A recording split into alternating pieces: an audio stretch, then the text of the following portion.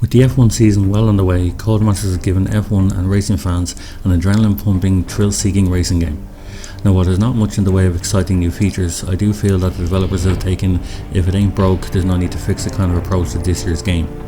When you first started with the game, you were treated to the same tried and tested screens, but you will notice that they've added in an F1 esports section for those of you who love to get all the latest info on what's happening in the world of esports.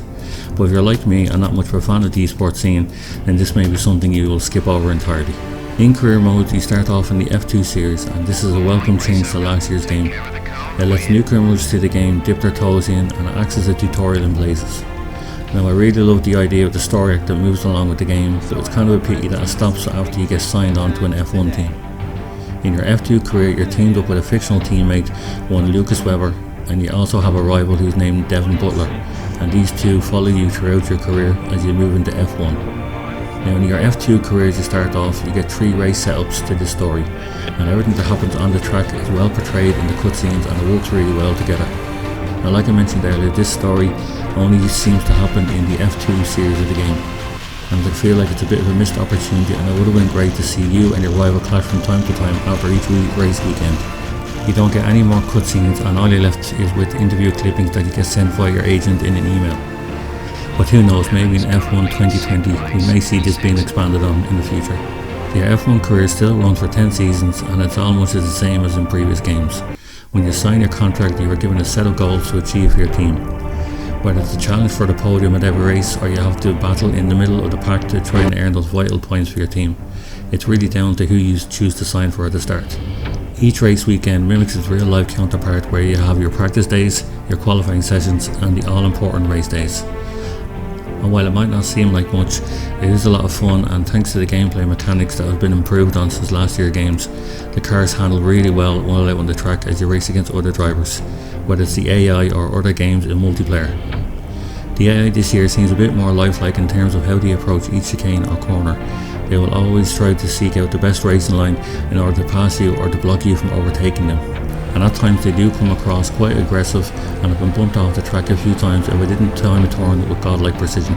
Now, it's only a minor issue, and it's not something that would ruin the game while you play. F1 2019 online games consist of weekly events, leagues, and the usual ranked and unranked modes. The weekly events will allow you to race in a Grand Prix or a featured event, and you're awarded competition points based on your performance in each of these events. You can use these competition points to purchase customizations for your car or your driver, and you can grab some in-game trophies so you can show off proudly to other drivers. While it sounds like a lot of fun, I did find the same issue that typically happens in all racing games that you'll come across. There is those who like to ruin the game for everyone else, where you'll either be banged, crashed, or even rammed off the track, and it can be a bit of a nightmare when it happens. And it's always the reason why in these type of racing games I always just prefer to play the single career mode. Visually, F1 2019 looks amazing, and with the amount of detail that you get on each of the tracks that you race along and the cars that race on them, it's like no stone was left unturned.